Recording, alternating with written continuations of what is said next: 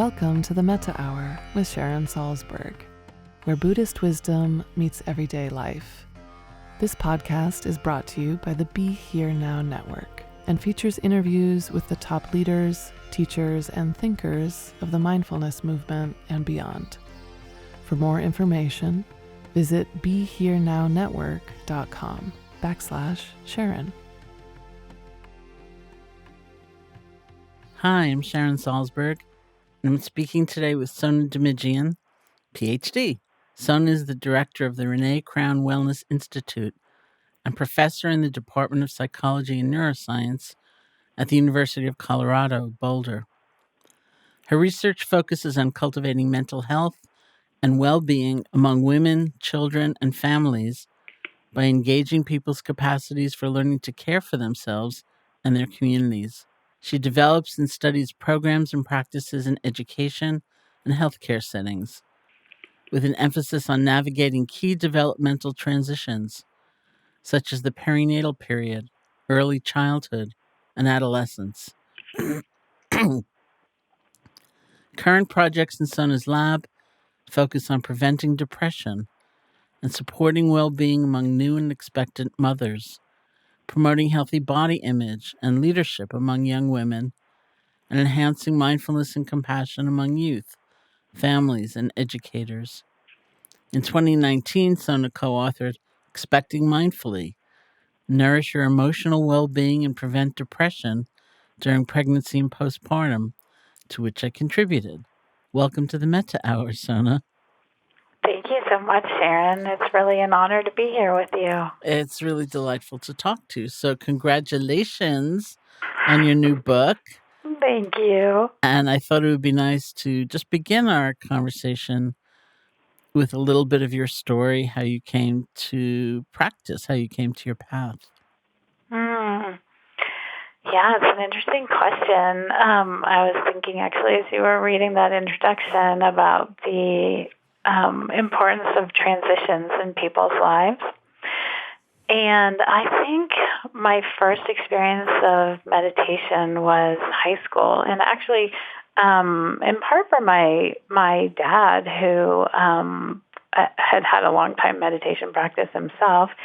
And I think it was really, speaking of times of transition, it was awareness of, this incredible period of inner and outer transition that characterizes adolescence for most people, I think, and really wanting to find some solid ground in the midst of all of that. And I'm not sure I would say that, the practice of meditation necessarily provides solid ground, but I think it helped me discover this capacity within myself to have a place to rest, to actually embrace in a way that was welcoming of all the change that was around me. So that was really my first introduction to meditation, which seems like a million years ago at this point. And then I would say I went to college at the University of Chicago, which is a very, heady and intellectual academic place, and which I loved. And during that time, I think I steered away in some ways from personal practice and really, delved into a much more, scholarly and scientific approach to similar kinds of interests and questions, but much less with an emphasis on personal practice. And it wasn't actually, I would say, until I was in graduate school, at the end of my second year of graduate school, my graduate advisor, with whom I had worked very closely, died suddenly of a heart attack. And that was a really difficult experience for myself, the other people in our lab, his family. It was so,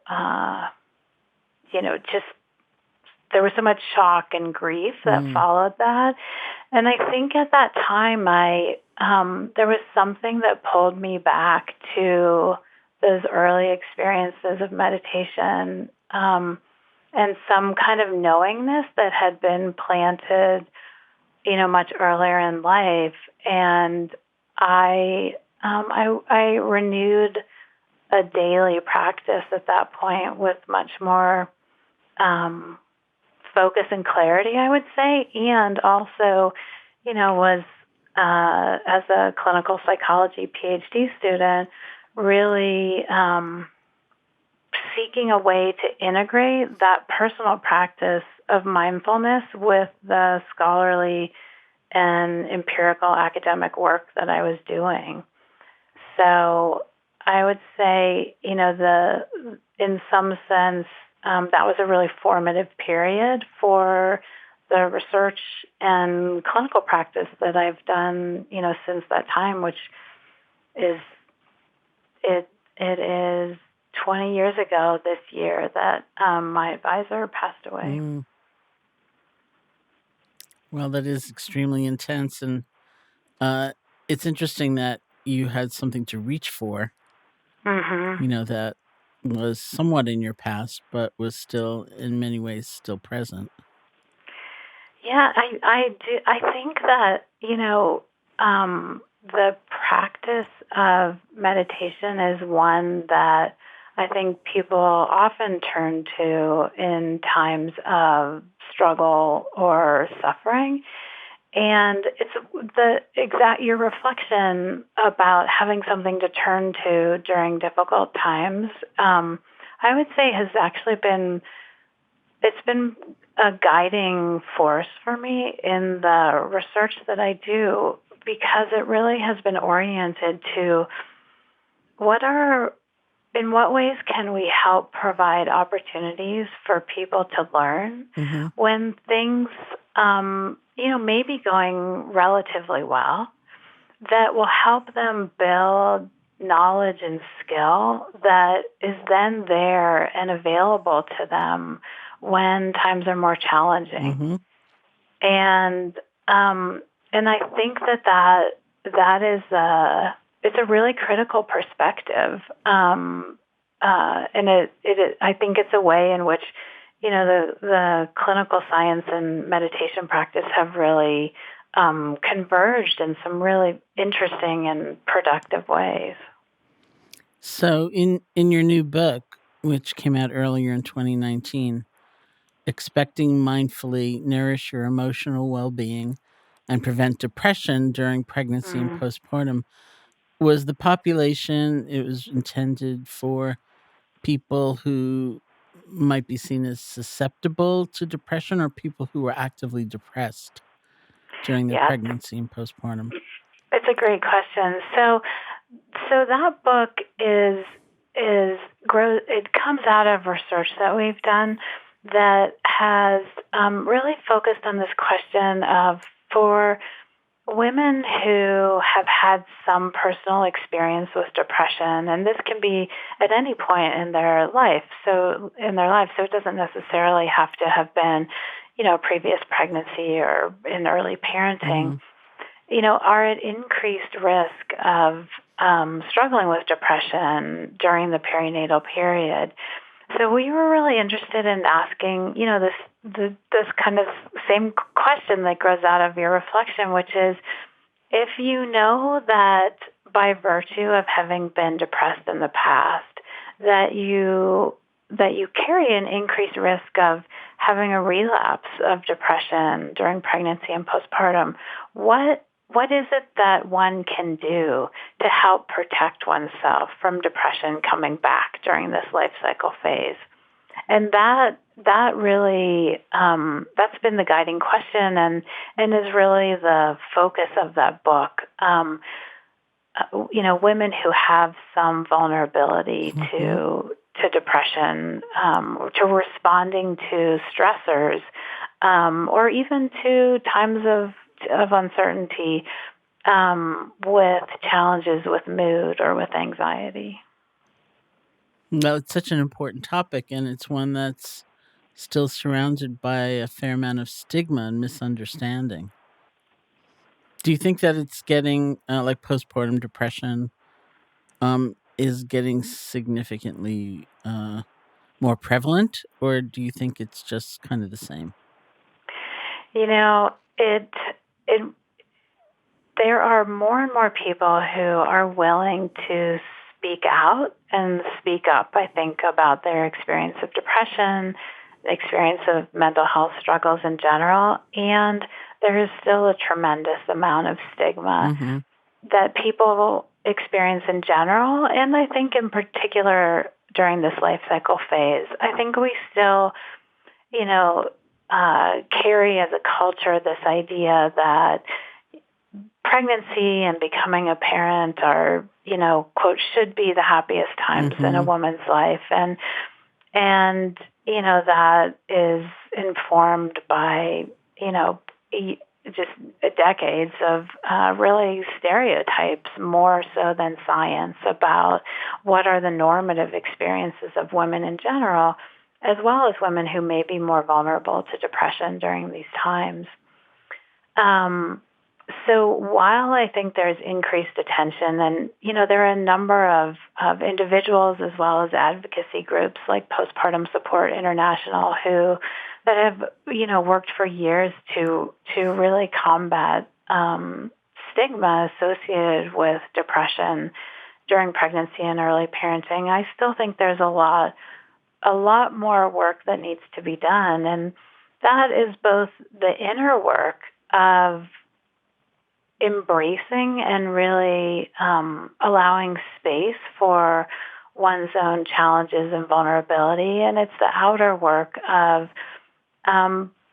being willing to have these conversations in places that, people may not have in the past, being willing to both ask for help as well as, I think, for those of us who are in teaching and helping and scientific professions and disciplines, really being willing to put an emphasis on how do we share the skills and knowledge that we've developed in ways that will be more accessible for people in daily life.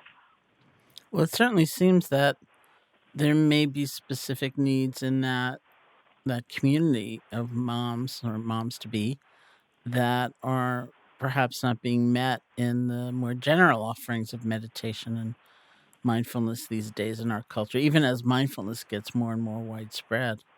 I think a lot of people, as we were discussing earlier, turn to mindfulness or meditation as a source of support and a source of healing.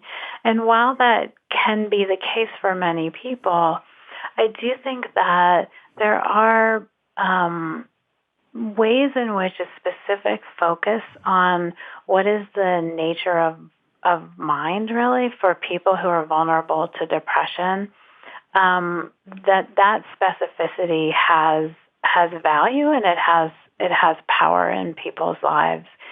And the work that I have done in this area, in collaboration with my colleague and friend Cheryl Goodman, has really been grounded in this approach of mindfulness-based cognitive therapy, which was developed by another dear friend and collaborator, Zindel Siegel, as well as Mark Williams and John Teasdale. And that approach really seeks to bring the wisdom that exists in the tradition of mindfulness meditation and the theoretical and empirical knowledge that exists in cognitive therapy and cognitive behavioral therapy, and to integrate those in a way that, I think in some sense, like the whole is greater than the sum of its parts with that approach, because it brings both the power of mindfulness meditation and the specificity of a focus on where do people get stuck who are vulnerable to depression, and what are some really specific ways that we can engage mindfulness to help provide freedom from those stuck points. Well, isn't it the case, I'm certainly not a scientist, but that the research shows that mindfulness-based cognitive therapy is a pretty effective remedy for dealing with depression. Particularly effective for helping people to prevent relapse into future episodes of depression. Mm-hmm. So in the research we've done with women during pregnancy, women who did an 8-week mindfulness-based cognitive therapy class were protected from relapse into depression. 85% of women, in contrast to only 50% of women who received, usual care within a large HMO setting. And so that's a substantial and, statistically and clinically significant difference, and really speaks to the ability of an 8-week class, essentially 8 weeks, 2 hours a week, as well as daily practice in providing a context for learning skills that help women stay protected from depression during pregnancy through 6 months postpartum. So those are pretty compelling data. And then when we look to the research in the general population, we can see the enduring benefit of these experiences and this learning, up to 2 years of studies of up to 2-year follow-up periods in people's lives, which tells us, using some of the most rigorous scientific methods and comparisons, that learning these skills provides protection long after people are done taking these 8-week classes. And to me, that says something about the transformative power of this learning in people's lives. How did you recruit the women for the study? We shared information. A lot of the research that we have published to date has been within the Kaiser system, both in Colorado as well as in Georgia, and we basically shared information in the context of prenatal care clinics. And are you interested in learning about how to stay well? And how to protect your mental health during pregnancy and the postpartum. We're doing a study now that actually is a national study that's in partnership with Mass General Hospital as well as Baby Center, which is a large online community of pregnant and parenting people. And in that study, we're recruiting pregnant women from all over the country who will either go through the mindfulness-based cognitive therapy course in a form that we developed to be delivered entirely online, so they can have these training experiences, from the comfort of their own living rooms, or really all over the country. And we're really interested in understanding, if we increase access to these skills and to this training, to what extent will that help protect women's mental health? And I'm curious if there was a partner involved in the family configuration. Did you involve them as well? Yeah, it's a great question. So one of the things that we know from research on the ways in which people are vulnerable during pregnancy and early parenting, and, really throughout our lives, is when we lack a supportive community and when we lack people who support us in our efforts to be well. And so one of the very first experiences in both the book that we wrote and the classes that we teach is to actually map out who are the people in your life who are close to you and who support you. So if we were working together in this way, we would, kind of draw a picture with you in the center, and then begin to talk about who are the people in your life and how close and how available or how distant are they. And then from that sense of the ecosystem of your life, to identify a person, and it could be the other parent in the family system. It could be a friend, a neighbor, another relative. It could be someone next door or someone across the country. But someone who is willing to support you in your process of learning, in your daily practice, and to really be a champion for women during pregnancy and early parenting in both learning these skills as well as taking the steps that are needed to look after themselves during this transition period. Well, I'm sure it's really tough in part because there's such a myth about the mother, who has it all together. I mean, I can remember listening to somebody, she was giving a lecture about something, and she said when her second child was born, she went into this period of just like this tremendous anguish and comparing herself to her mother, who was always like well groomed, and the house was immaculate, and her house was in complete disarray, and she felt like she looked a mess. And then she remembered, oh, her mother had a maid, and she didn't. Right. And even if we don't have those examples in our personal lives, they are all over the place in the media and movies, and they're in our kind of cultural, psyche of expectations of what we the standards to which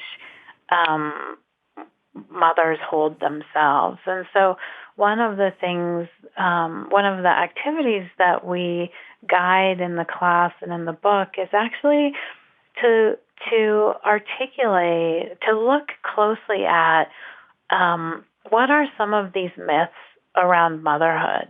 And they are statements like, it's not okay to ask for help. Mm-hmm. I should be able to do all of this. My job is to care for other people. I can look after myself only after I've taken care of everyone else. Asking for help is a sign of weakness. Mm-hmm.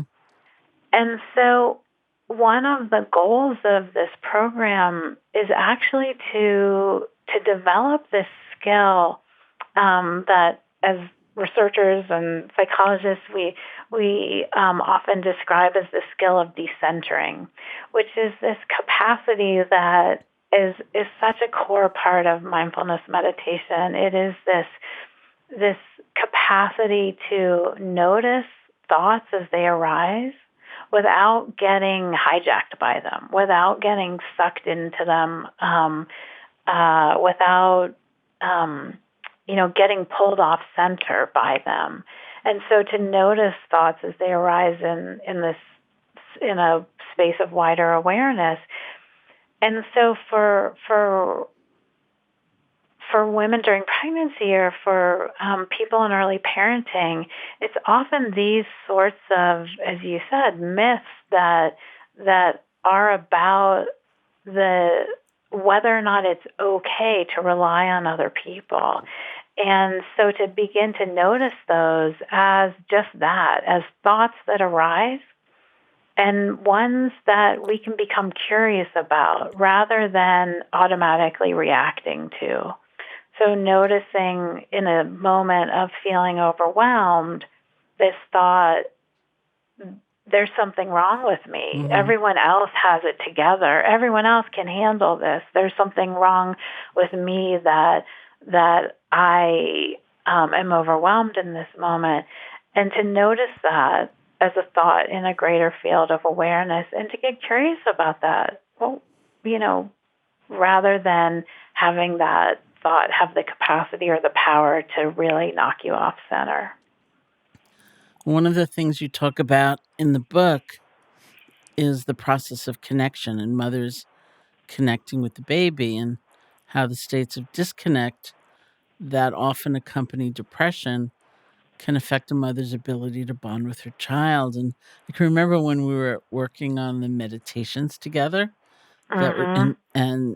and you would suggest things like, feel the weight of the baby in your arms, and now smell your baby. And I'd say, really? Yeah.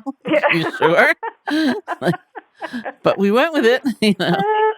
We did, and it's a beloved meditation practice by many of the women with whom we work. Because here's the thing that often happens is that when women during pregnancy or early parenting, when they hear about mindfulness and they may begin taking a class or reading the book that we wrote, that sometimes what can happen is that mindfulness practice itself becomes incorporated into that system of self-judgment, Mm-hmm. expectations, criticisms, and these standards to which we measure ourselves and often fail. Mm-hmm. And so mindfulness practice becomes like one more thing that I have to do in order to be a, quote, good mom. Mm-hmm. And for people who are taking care of kids and working and have so many demands on their time and their lives, the expectation that they will also add to that to meditate 45 minutes a day Mm-hmm. can itself be another way in which they're failing.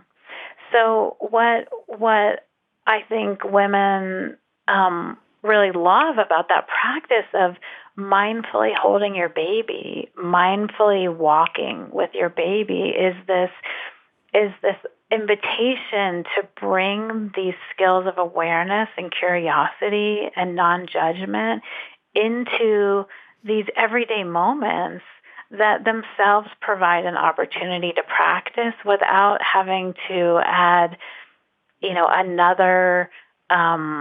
another item on your to-do list. And so the ability to bring mindfulness into everyday life is such a beautiful synergy of how to care for yourself and how to care for your child at the same time. It seems like there used to be much more clear-cut roles in parenting based on cultural norms, which are kind of in disarray, or at least change. And in 2019, there's just about every permutation of what it means to be a parent and what it means to be a family. And Mm-hmm. I wonder how this reflects on the emotional challenges of parenting.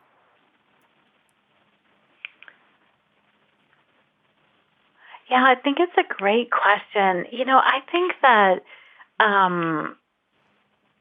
one of the benefits of mindfulness practice, and one of the areas that we focus a lot in the book, is on the vulnerability that I think can be created by comparing mind. Mm-hmm. So comparing oneself to some standard, whether or not it's a standard that you confront in the culture around you, or one that that you carry around internally, even implicitly. The training the skill to notice when that comparing mind is present, Mm-hmm. and again to become curious about that, to notice it and to let it go when it's not helpful or supportive for you, I think is a really critical skill when we are all living in a time of a lot of change and uncertainty. So I think families today, for across the board, whatever the structure or form and however we define family, we all are living in a time of increased uncertainty, and I would say increased challenge and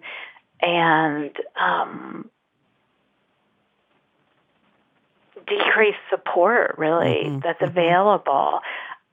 We, I think, live in a culture right now that does not prioritize or value in really substantial ways the act of caring. Mm-hmm.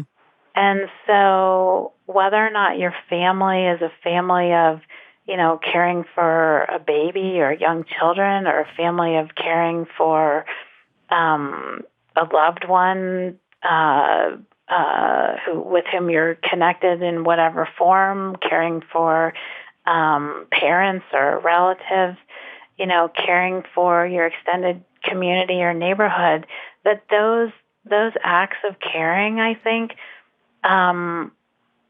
structurally, our culture right now really deprioritizes, and I would say in some pretty practical ways, devalues those facets of our lives. And so I think, that's a challenge that we all face, which is to really embrace and value the importance of caring, not only for ourselves, but caring for one another. Mm-hmm. And, that impacts all of us in whatever structure or whatever ways we define what family is.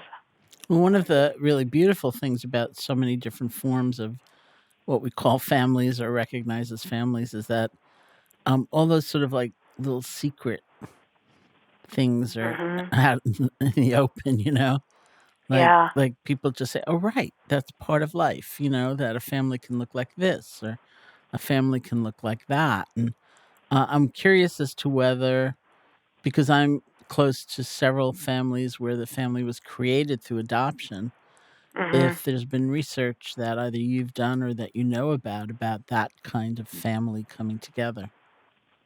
One of the things we've been working on, and this relates to both the work that we're doing during adolescence, as well as, the work we're moving into in terms of pregnancy and early parenting, is really thinking more critically about the role of gender and how we think about gender. And so beginning to become, I think, more conscious even in our languaging, so that we, can, in some ways, I think it's important and valuable to speak about the specific experiences of people who identify as women. And in other ways, I think it's really helpful to move into less gendered language and talk about pregnant people and people who are parenting, and to begin to hold a more inclusive lens for thinking about mental health and these life transitions. And that's been really critical in our work with adolescents, and increasingly so in the way we think about pregnancy and early parenting. So one of my questions was going to be about what's next in the world of your research. So you talked about the national study, and then there's this part which is very, very interesting about more inclusive language and recognizing the world as it is. Yes, exactly. One in thinking about having this conversation together today, Sharon, I recalled a moment. I must have been, I don't know, maybe even definitely more than 10 years ago, of a day of practice that I had the opportunity to do that you led at the Garrison Institute.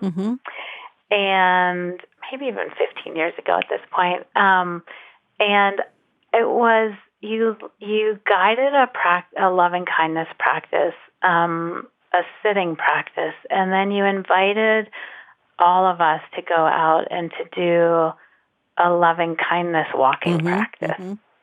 And in that practice was this opportunity to kind of, as I recall, and you can amend this if this is inconsistent with your memory of the teaching, but as I recall, it was this practice where we walked outside, and it's this beautiful, setting, and to share this loving kindness with whatever creatures or plants or people one came into contact with as they were walking. Do you recollect from this practice?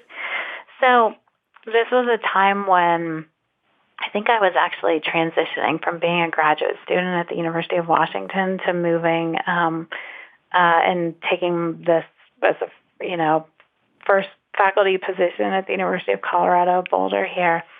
And I, at that time, was feeling, I think, a sense of loneliness, and also this sense of like I was leaving behind these people who had been really important teachers.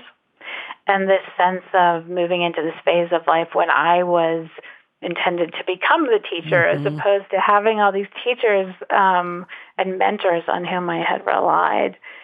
And as I walked around doing this loving kindness practice, sharing loving kindness with a blade of grass, with a butterfly, with a tree, it was this moment of realization that there actually are all these teachers all around us all the time, and seeing these really beautiful teachings that existed right there in front of me, just in our natural world, the way a butterfly can land with so much grace and beauty in a moment and have a moment of pure stillness and then be off in flight. The way in which, a car can, without awareness, sort of trample, the grass. And yet, there's still blades of grass that rise from, that weight that was on them.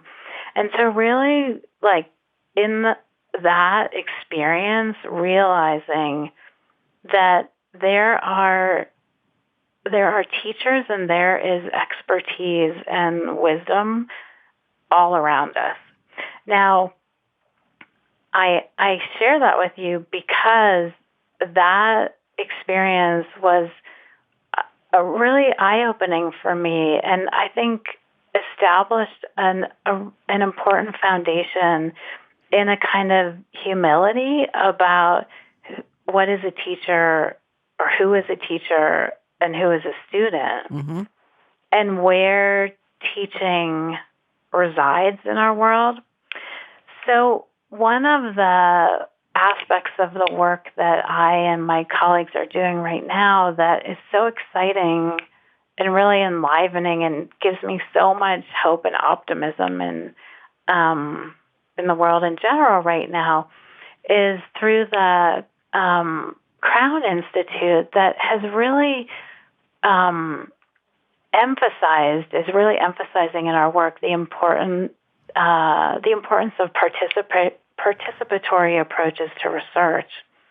And so what that means is that we are structuring research teams to include not just people like myself who have expertise from graduate training and the kind of scholarly backgrounds that we bring. We see that kind of knowledge and expertise as important and also as really partial. So I'll give you one example. We spent the day today, my colleague Zindel Siegel and I, he was here visiting from Toronto, with a project that we have right now called Mindful Campus that includes 8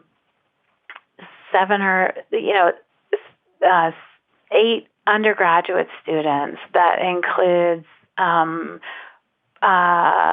number of graduate students, staff from the Division of Student Affairs on our campus, staff and campus leaders in academic advising, faculty from the School of Education, from the Department of Religious Studies, from Psychology and Neuroscience, all working together with a shared understanding that we are all students and we are all teachers, that we all have expertise to bring to this question of how can we together collaboratively design a mindfulness program that will address the needs of students on our campus and the culture and climate that exists here. And that kind of research undertaking, I draw the kind of kernel of valuing learning from all of these different sources.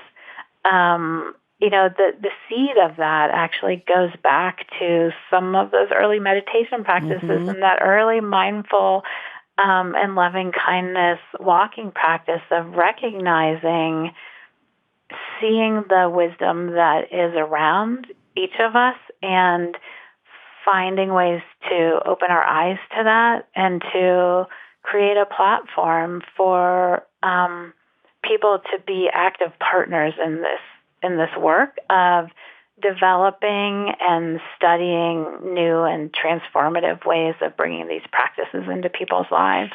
Well, that's really beautiful. And I'm wondering, we have just a few minutes if you want to lead a short practice. I would love to lead a short practice. I would love to lead actually a very brief practice that, speaking of new areas of work and research, comes from as a core practice in mindfulness-based cognitive therapy, and is the practice of the 3-minute breathing space. Mm-hmm. And this practice is one that another area of work right now that is really central to a collaboration between myself and Zindel Siegel that really is focused on how do we increase access and make these practices more available to people in daily life. This 3-minute breathing space has proven to be such a central part of what has been of benefit for people from the broader mindfulness-based cognitive therapy program. In part because it is this way of weaving mindfulness into both everyday moments of our lives as well as it's a support that's available to us when times are challenging and difficult. So I'd love to share it with you. Yeah. So the first, the beginning of this practice, in part because it is such a brief practice, is to bring an intentional posture that is both alert, so signaling from the body to the brain a sense of alertness and awakeness, and also has a quality of ease and relaxation. So allowing your posture, whether you're sitting or standing in this moment, to be upright, and at the same time noticing any extra tension or tightness or holding. For some of us, it may be in the jaw or the neck or the shoulders, and just allow, as best you can, tension to almost drain from those parts of the body to bring a sense of ease. If it's helpful, you may close your eyes or allow your gaze to rest on a single point just before you. So this practice involves 3 steps, and we'll begin with simply becoming aware of what is in our experience right here in this moment. Noticing thoughts that may be present in the mind. Noticing emotions. And perhaps briefly scanning the body. Noticing, simply becoming aware and acknowledging sensations that may be present in the body.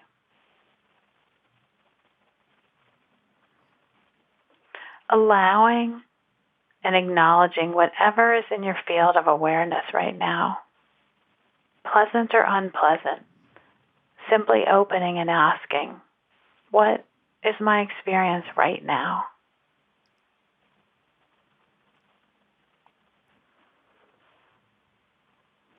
And then when you're ready, in the second step, we invite awareness to gather at the sensations of breathing at the belly, focusing moment by moment on the sensations of breathing in and breathing out.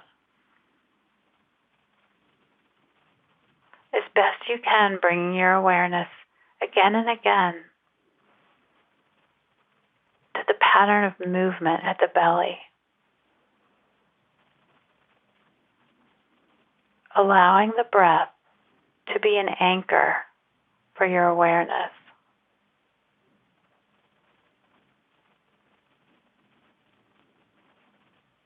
Simply feeling, breathing in and breathing out.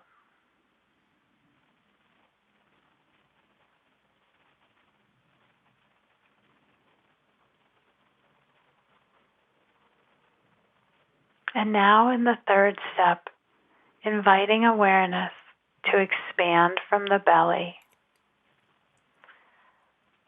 including not only the breath, but a sense of the body as a whole. Allowing awareness to be spacious, holding your full experience in this expanded awareness. Breathing, sitting or standing,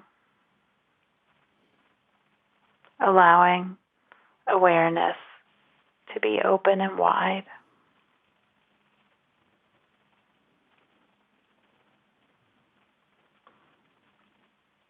And then when you're ready, allowing your eyes to open, and as best you can, bringing this expanded, more spacious, and anchored awareness to the next moments of your day. Well, thank you so much for that, and thank you for speaking with me today. If you'd like to learn more about Sona's work, you can check out her website at www.colorado.edu/wellness-institute. Thanks to all you listeners. This has been the Metta Hour Podcast from the Be Here Now Network. May you be happy. Hey folks, thanks for listening. To learn more about Sharon and her ongoing teaching schedule, as well as online courses and a free guided meditation, check out her website at sharonsalzberg.com.